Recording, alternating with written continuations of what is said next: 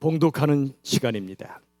신약 성경 요한복음 11장 25절에서 27절의 말씀, 오늘은 특별히 하나님의 말씀을 다 함께 성경을 봉독하면 좋겠습니다. 이 시간 요한복음 11장 25절에서 27절의 말씀 다 함께 시작. 예수께서 이르시되 나는 부활이요 생명이니 나를 믿는 자는 죽어도 살겠고 무릇 살아서 나를 믿는 자는 영원히 죽지 아니하리니 이것을 내가 믿느냐. 이르되 주여 그러하외다. 주는 그리스도시요 세상에 오시는 하나님의 아들이신 줄 내가 믿나이다. 아멘. 우리 교회가 부활절마다 선포하는 것이 있습니다. 예수님 부활하셨습니다. 제가 하면 여러분은 진실로 부활하셨습니다 하시고요. 또 한 가지, 제가 예수님 부활하셨습니다 하면 여러분은 우리도 부활합니다 라고 외치시면 됩니다. 처음엔 좀 작게 외쳐봅시다. 예수님 부활하셨습니다. 진실로 부활하셨습니다. 예수님 부활하셨습니다. 우리도 부활합니다. 아멘. 준비되셨나요? 이번엔 힘차게 우리 하나님 앞에 선포합시다. 예수님 부활하셨습니다. 진실로 부활하셨습니다. 예수님 부활하셨습니다. 우리도 부활합니다. 할렐루야. 영광의 박수께 올려드리겠습니다. 할렐루야. 감사합니다. 예수님 부활하셨으며 진실로 부활하셨습니다. 그리고 우리도 부활합니다. 기독교의 놀라운 진리입니다. 오늘은 부활의 신비라는 제목의 말씀을 나누도록 하겠습니다.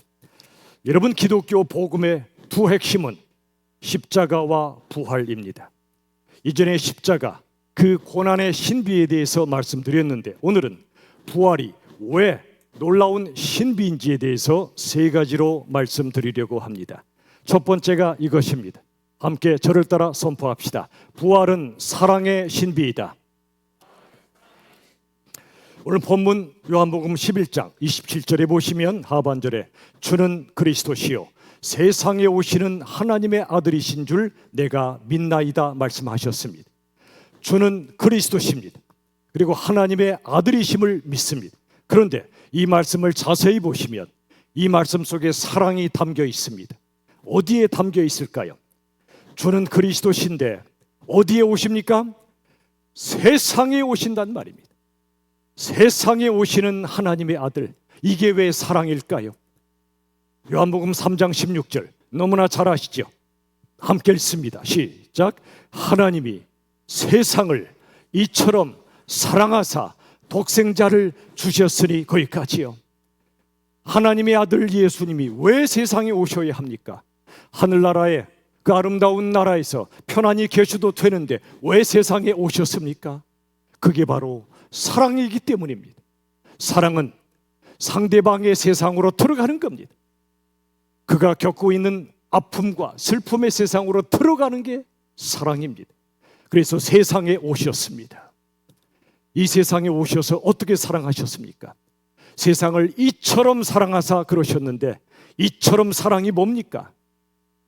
우리 예수님 이 땅에 오실 뿐 아니라 때가 되어 십자가에 달리셨습니다. 십자가는 버림받은 사건입니다. 우리가 우리의 죄 때문에 우리가 버림받아야 하는데 하나님께, 예수님이 우리를 대신하여 하나님께 버림받으셨습니다. 그리고 우리가 마땅히 형벌받아야 하는데 예수님이 대신 형벌을 받으셨습니다. 우리를 대신하여 죽으셨습니다. 사랑 중에 제일 큰 사랑은 사랑하는 사람을 위하여 죽는 사랑입니다. 대신 죽으시는 사랑입니다. 세상에 오시는 하나님의 아들, 권세자로 오신 것이 아니라 희생자로 오셨습니다. 대신 죽으러 오셨습니다. 그래서 십자가는 하나님의 사랑입니다. 하나님의 사랑을 확증하신 사건이 십자가입니다. 그런데 십자가만 사랑이 아닙니다. 사랑의 끝은 십자가가 아닙니다. 십자가 너머에 부활도 사랑입니다. 예수의 십자가가 우리의 죄값을 대신 치러주신 죄 용서의 사랑이라면 예수님의 부활은 죽은 자를 다시 살리셔서 영원히 살게 하시는 사랑입니다. 사랑은 영혼의 뿌리를 되살아나게 하는 부활의 능력입니다. 여러분, 식물도 시들시들해도 정성껏 물 주고 돌보면 살아납니다. 사람은 더 그렇습니다. 도저히 살 것 같지 않은 사람도 끝없는 사랑을 부어주면 그 영혼의 뿌리가 되살아납니다. 부활의 능력이 있단 말입니다. 11장 15절 요한복음, 예수께서 이르시되 나는 부활이요 생명이라 말씀하셨습니다. 나는입니다. 부활과 생명을 주신 분이 아니고 예수님 자신이 부활이며 생명이라는 것입니다. 여러분, 부활하신 예수님 제자들을 찾아가셨죠. 어디로요? 갈릴리 호수에. 그 전에 예수님이 제자들을 방에서 만나셨습니다. 예수님의 부활을 그들이 목격했습니다. 그런데 그들은 다시 물고기 잡으러 갔습니다. 왜 거기로 갔을까요? 잘 모르겠어요. 추측컨대 부활하신 걸 보니 예수님이 하나님의 아들이신 게 분명한데 내가 이 예수님을, 하나님을 부인했구나. 자책감과 자괴감도 베드로 안에 남아있을 수 있습니다. 그리고 처음 부르심을 받았던 그 장소, 갈릴리 바다로 가서 물고기를 잡는 그 모습을 통해 예수님이 다시 거기로 오셔서 다시 불러주시기를 막연하게나마 기다렸는지도 모릅니다. 어쨌든 그들은 고기 잡으러 갔습니다. 거기에 예수님이 찾아오셨습니다. 그리고 베드로에게 물으셨습니다. 네가 나를 사랑하느냐? 사랑하느냐? 그렇다면 내 양을 치라, 내 양을 먹이라. 예수님의 사랑을 그들에게 다시 한번 확인시켜 주시고 예수님을 향한 그들의 사랑을 다시 한번 불일듯 일으켜 주십니다. 여러분, 예수님의 사랑이 베드로의 잃어버렸던 인생의 목적을 부활시켜 준 겁니다. 두 가지 중요한 날이 뭐라고요? 태어난 날과 왜 태어났는지 알게 된 날이라고 그랬어요. 왜 태어났는지 알게 된 날이 바로 인생의 목적을 발견한 날입니다. 왜 사십니까? 내가 왜 사는가를 말할 수 있는 자가 그리스도인입니다. 나를 위해 죽으시고 부활하신 예수님 때문에 살고 예수님을 전하기 위해 사는 겁니다. 베드로에게 다시 한번 인생의 목적과 소명을 부활시켜 주셨습니다. 여러분, 러시아의 문호 도스토예프스키, 그가 지은 죄와 벌이란 명작이 있습니다. 라스콜리니코프란 남자가 나옵니다. 삐뚤어진 자아의 감옥에 갇혀 살던 살인범이었습니다. 모든 사람이 이 사람을 향해 돌을 던지지 않았겠습니까? 그런데 한 여인 소냐가 있었습니다. 이 소냐는 이 남자를 무한히 이해하고 사랑했습니다. 소냐의 사랑이 이 남자를 부활시켰습니다. 사랑이 살리는 것입니다. 사랑이 부활시키는 것입니다. 부활은 사랑이며 사랑이 부활시키는 것입니다. 레미제라블을 썼던 빅토르 위고가 하나님의 사랑을 기가 막히게 묘사했습니다. 사랑은 우주를 한 사람으로 축소시키고 그 사람을 신에게까지 확대시키는 것이다. 기가 막힌 말입니다. 사랑이 무엇인가? 하나님이 만드신 광대한 우주를요, 한 사람에게 압축하는 겁니다. 한 사람에게 축소하는 겁니다. 한 사람 안에 우주가 담겨 있다는 겁니다. 그 사랑을 통해 그 한 사람을 신, 즉 하나님에게까지 확대시킨다는 겁니다. 내 존재 가치를 느끼지 못하고 나는 아무것도 아니야, 나는 사라져야 돼, 찌그러져 있던 한 영혼의 모든 걸 펴서 당신이 어떤 존재인지 아는가? 당신은 예수님이 십자가에서 핏값 주고 사신 하나님의 자녀란 말이요. 그의 존재를 신에게까지, 하나님에게까지 확대시키는 것, 이게 사랑입니다. 여러분, 기억하십시오. 누군가를 사랑하고 계십니까? 생각해 보십시오. 내가 그 사람을 사랑하되 얼만큼 사랑하냐면 온 우주를 그 사람에게 축소시키고 압축하고 그 사람을 내 사랑을 통해 하나님에게까지 확대시키는 겁니다. 돈이 부족해도, 잘난 게 없어도, 이룬 게 없어도, 내가 하나님의 자녀라고 하는 엄청난 영광을 우리가 깨닫기만 한다면 세상 기준으로 더 이상 찌그러져 있지 않습니다. 내가 하나님의 자녀임을 깨닫게 된다면, 예수님이 죽기까지 사랑하셨고 부활하셔서 나도 부활시키신 사랑의 신비를 알게 된다면 말이지요. 여러분, 사랑해주면 무가치한 존재가 무한히 가치 있는 존재로 다시 태어납니다. 그게 부활입니다. 가치의 부활입니다. 우리 예수님 오늘 본문 요한복음 11장에서 5절에 보시면 예수께서 본래 마르다와 그 동생 마리아와 나사로를 뭐 하시더니? 사랑하시더니. 본래 사랑하십니다. 그들이 뭘 해서 사랑하시는 게 아닙니다. 잘해서 사랑하시는 거 아닙니다. 본래 사랑하십니다. 창세전부터 우리를 사랑하시기로 작정하셨고 본래 사랑하십니다. 마르다가 예수님께 맛있는 음식을 대접하기 전부터 사랑하셨고, 마리아와 나사로가 예수님께 뭘 해드리기 전에 본래 사랑하십니다. 사랑이야, 사랑을 받아야 내가 그 사람을 사랑하는 게 아니라 그냥 사랑하는 겁니다. 나사로가 근데 죽었습니다. 다들 절망했습니다. 슬피 울었습니다. 예수님도 함께 우셨습니다. 왜 우셨을까요? 부활의 주님을 믿지 못하는 그들의 불신앙을 보고 통분하여 우셨을 것 같아요. 그러나 또 한 가지는 그들과 함께 우셨습니다. 말씀드렸죠. 눈물 뚝 하지 마시라고, 눈물 그치라고 하지 마시고 함께 눈물 흘려주세요. 슬픔을 멈추려고 하지 마시고 그들의 슬픔 속에 함께 머물러 주세요. 슬픔은 슬픔으로만 위로할 수 있어요. 그래서 예수님이 우시지 않았을까 싶어요. 그리고 죽은 나사로를 다시 살리셨습니다.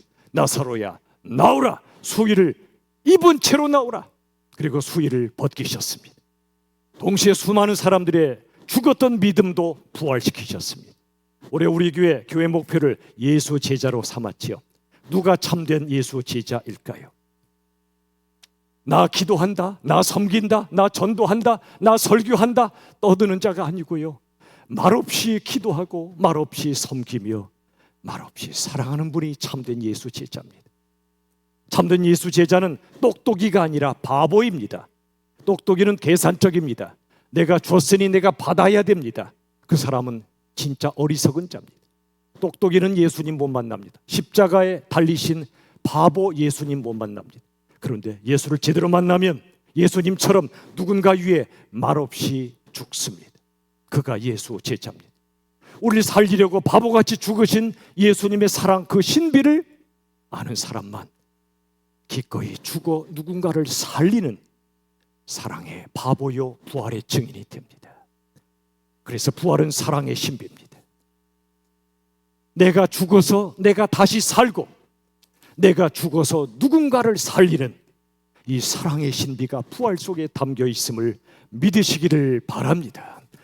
두 번째가 이것입니다. 저를 따라 합시다. 부활은 절망의 신비이다. 여러분, 오늘 본문 요한복음 11장 25절 중반절에 보시면 나를 믿는 자는 죽어도 살겠고, 뭐이도 살겠고요? 죽어도 살겠고. 수도 없이 읽었던 구절인데 이번 말씀을 준비하는데 이 죽어도란 이 단어에 눈길이 가고 나중에는 막 꽂히는 겁니다. 죽어도 살겠고. 죽음 없이 삶이 없어요. 부활이 없어요. 죽어도란 단어는 절망을 가리킵니다. 죽음은 모든 사람에게 절망을 가리킵니다. 더 이상 길이 없습니다. 살 길이 없습니다. 구상이란 시인이 이렇게 말합니다. 우리는 알고 있다. 뭐요?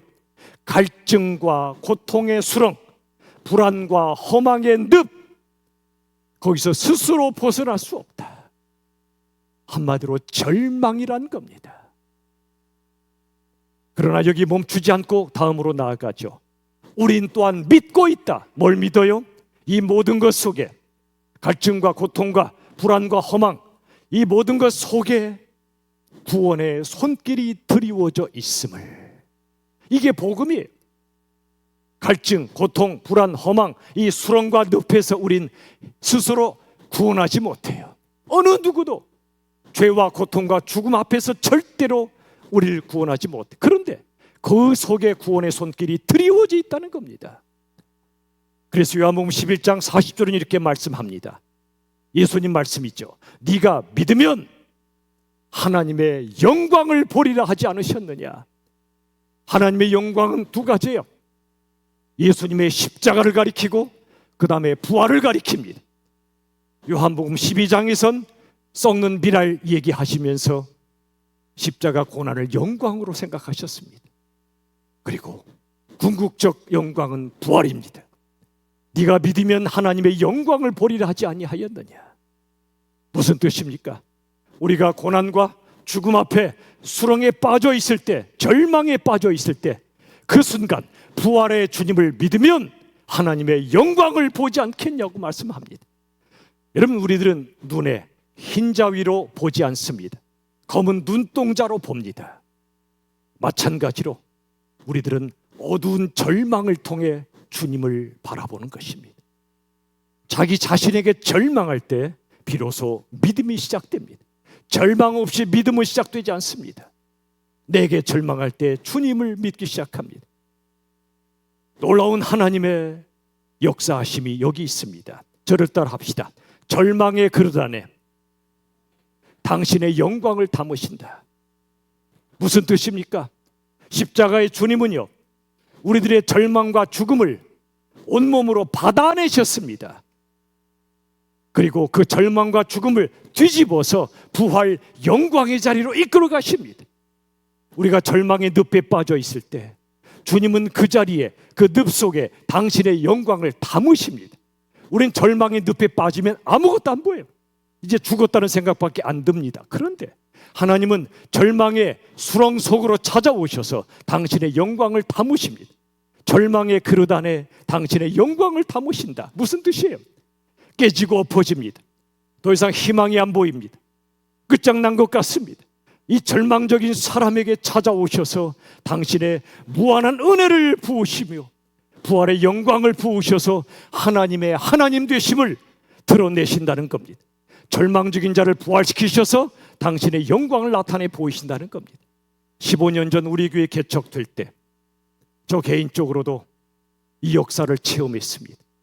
모든 것이 끝장났다 생각되는 그 순간 아니었습니다.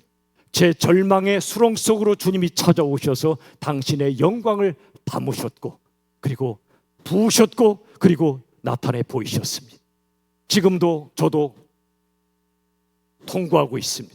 앞으로도 이 절망의 그릇 안에 당신의 영광을 담으셔서 부활의 영광을 우리에게 나타내 보이실 줄로 믿으시길 바랍니다.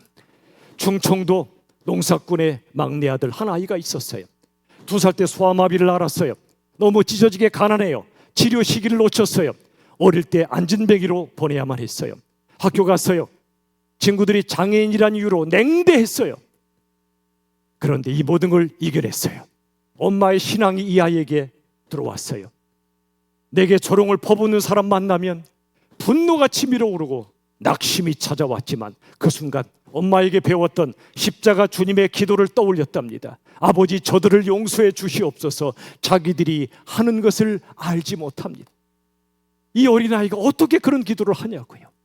말씀을 묵상했기 때문이고 어머니의 기도가 이 아이의 기도가 됐기 때문에 이 기가 막힌 조롱의 순간, 고통의 순간 주님의 기도를 이 아이가 드린 거예요. 그러자 그 아이들을, 다른 아이들을 용서할 힘이 생겼다고 해요. 끔찍한 재활 훈련을 견디고 견뎌냈습니다. 열심히 공부해서 세계적 수학자가 됩니다. 고등과학원 김인강 교수님의 이야기입니다. 이분이 기쁨 공식이라는 책을 썼습니다. 읽어보십시오. 그러나 이 책은 세계적 수학자가 됐다, 예수 믿으면 성공한다, 세상의 성공담이 아니에요. 이야기는 신앙의 승리담이에요. 그가 만난 하나님, 불완전한 자를 일으켜 세우시고 쓰시는 하나님이었고요, 우리의 연약함이 오히려 영광의 통로요, 은혜와 사랑의 통로가 되게 하신 그 하나님을 이분이 만난 거예요. 여러분, 우리가 이분처럼 훌륭한 학자가 되지 못해도 괜찮아요. 우린 때로 꿈이 깨지어서 고통스러워요. 삶이 너무너무 버겁고 힘들어요.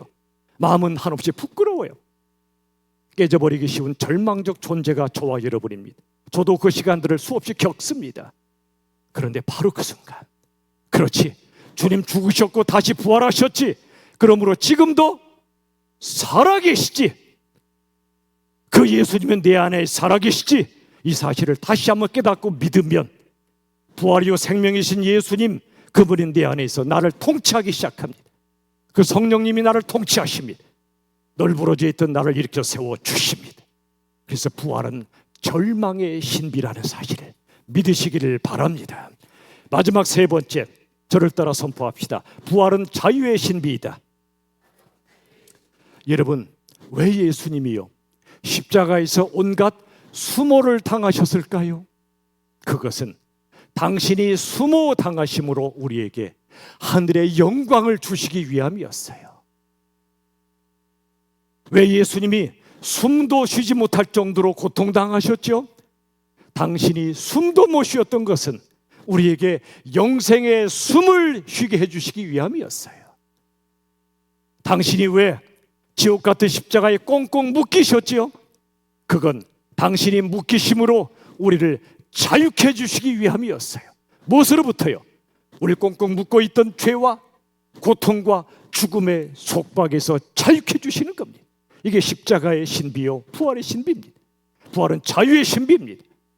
여러분, 26절 보세요. 요한복음 11장 26절, 무릇 살아서 나를 믿는 자는 영원히 뭐하지 아니하리니? 죽지 아니하리니. 아까는 죽어도 살겠고 그랬는데 이제는 영원히 죽지 아니한다 말씀합니다. 영생을 가리킵니다. 여러분, 기독교 복음은 예수 믿어 좀 더 편안하게 사는 그런 수준의 진리가 아닙니다. 기독교 복음은 죽음마저 정복해서 우리에게 영원한 자유를 안겨주는 진리란 말입니다. 고린도전서 15장에 보시면 54절 이하, 사망을 삼키고 이기리라 고 기록된 말씀이 이루어지리라. 그리고 외칩니다. 사망아, 너의 승리가 어디 있느냐?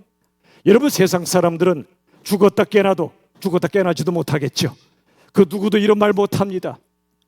그들의 부활은 심판의 부활이지만 우리 예수 믿는 사람의 부활은 영생의 부활이에요. 우리들은 죽음의 거대한 장벽 앞에서 벌벌 떠는 그들과 다릅니다. 우리가 예수 믿어도 죽음이 두렵죠. 그러나 두렵지만 두렵지 않게 될 수 있습니다. 죽음 앞에 두려워 떨었던 세상 사람들과 달리 우리들은 죽어도 살며 영원히 죽지 아니한다는, 영원히 산다는 이 복음을 우리가 갖고 있기 때문에 그렇습니다. 이 시간 다 함께 저를 따라 한번 고백합시다. 외칩시다. 죽음아, 죽음을 향해 선포하는 건데 그 정도면 안 돼요. 다시 한번, 죽음아, 네가 죽으리라. 믿으세요? 이게 바로 부활의 복음을 믿는 자들의 선포예요. 죽음아, 네가 죽으리라. 예수님을 만나 참 자유를 얻은 사람은요, 죽음이 두렵긴 하지만 너무 두려워하지 않아요. 내 생명이 하나님께 있음을 알기 때문에 살리시면 살고 부르시면 간다. 배짱입니다. 배짱, 믿음의 배짱이에요. 하나님의 자녀들도 이 땅에서 고난 당해요. 죽기도 해요. 하지만 그 고난과 죽음이 우리를 얽어매지 못해요. 어떤 일도 예수 안에 있는 하나님의 사랑에서 끊을 수가 없단 말입니다. 시련도 닥쳐옵니다. 그러나 부활의 주님을 믿고 이 자유의 신비를 믿는 그 사람, 우리 모두는 반드시 승리하게 됨을 믿으시길 바랍니다. 말씀을 맺겠습니다. 사랑하는 여러분, 부활은 사건을 넘어 삶이 되어야 합니다. 부활절은 일회성 이벤트가 아니라 계속되는 삶이어야 합니다. 그래서 부활절 오늘 이후 한 달을 부활의 절기로 삼으면 좋겠습니다. 부활의 절기, 부활절로 끝내지 마시고 부활의 절기, 4월 한 달간 여러분의 설교자들이 부활의 메시지를 전파할 것입니다. 오늘로 끝나지 마시고, 그래서 오늘부터 시작되는 이 부활의 절기, 부활의 세 가지 신비를 더욱더 체험하십시오. 사랑의 신비, 절망의 신비, 자유의 신비를 누리십시오. 그래서 부활의 생명의 능력으로 올가매던 모든 고난과 슬픔을 이겨내시고 그 부활의 주님을 힘있게 전파하는 부활의 정인들이 다 되시기를 우리 주 예수 그리스도의 이름으로 축원합니다. 우리 시간 부활의 주님을 찬양합시다. 살아 계신 주 힘차게 박수치며 주님을 찬양하겠습니다.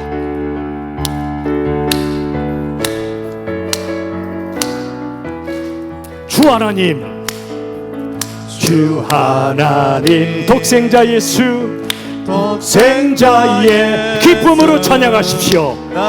우리 주님 다시 사셨습니다. 우리도 다시 삽니다.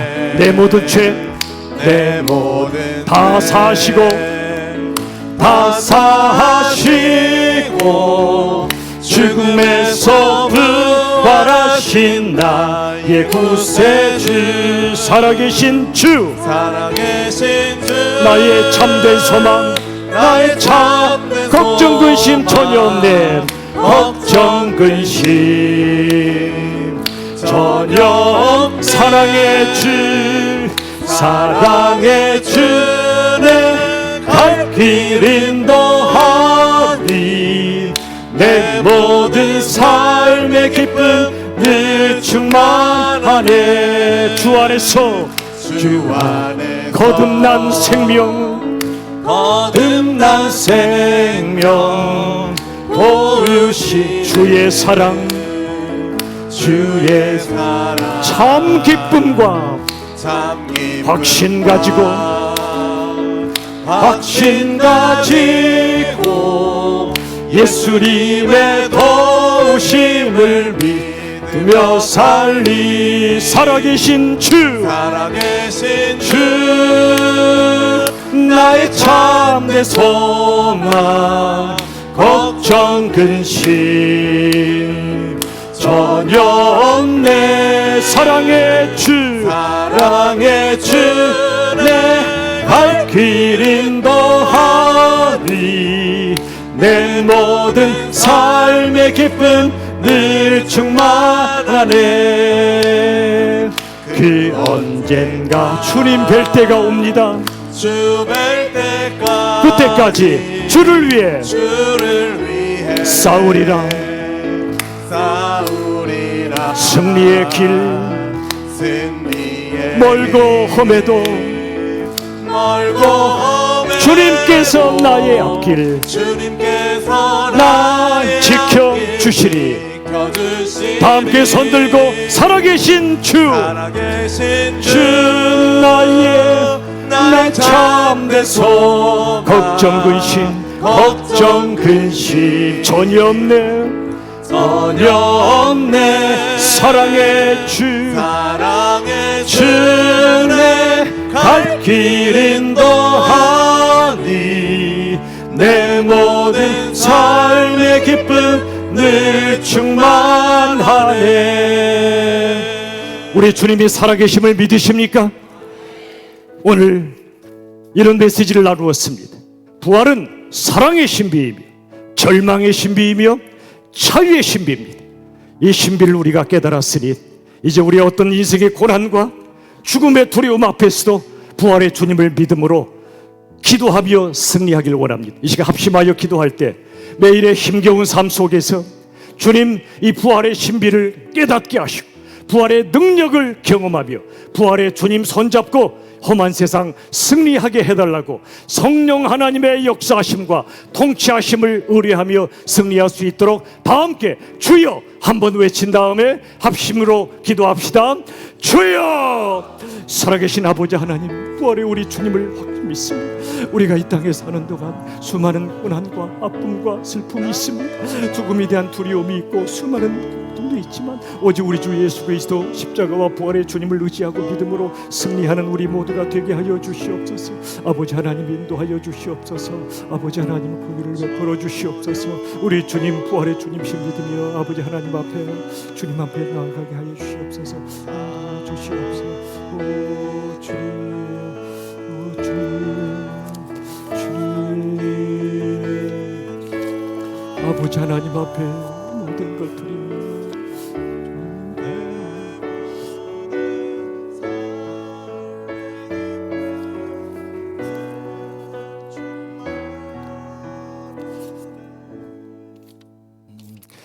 하나님 감사합니다.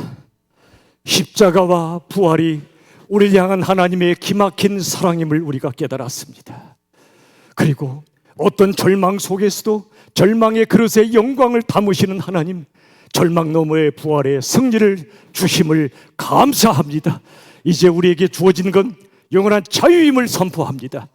주께서 우리에게 주신 죄와 고통과 죽음으로부터의 자유를 주셨으니 하나님, 우리에게 허락하시는 인생의 시간 동안 죽음 하나는 이미 죽었고 죽으리라 선포하며 우리에게 주어진 복음의 자유를 누리고 영생의 자유를 누리는 우리 모두가 되게 하여 주시옵소서.